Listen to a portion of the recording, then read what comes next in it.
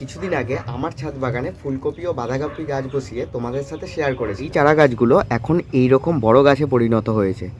প্রত্যেকটা বাঁধাকপি ও ফুলকপি গাছগুলোর চেহারা দেখো জাস্ট, কত হেলদি গাছে পরিণত হয়েছে প্রতিটা গাছ। তো এই সময় নতুন কি খাবার দেব যাতে প্রতিটা গাছেই ভালো মানের ফুলকপি ও বাঁধাকপি তৈরি হয়, সেটাই আজকে তোমাদের সাথে শেয়ার করব। ভালো মানের ফুলকপি হোক বা বাঁধাকপি ভালো মানের পেতে চাইলে ফসল, তাহলে টবের মাটিতে আমাদেরকে কি যত্ন নিতে হবে দেখো। প্রথমে টবের মাটি কিছুটা খুঁচিয়ে নিতে হবে।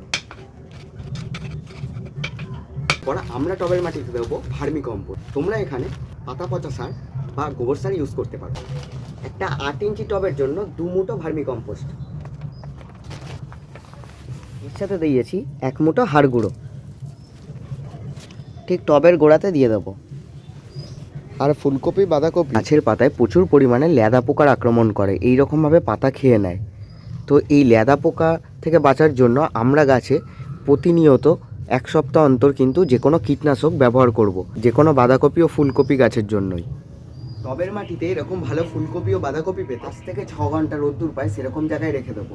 তো এখনকার মতো এটুকুই, দেখা হচ্ছে পরের ভিডিওতে। বাই।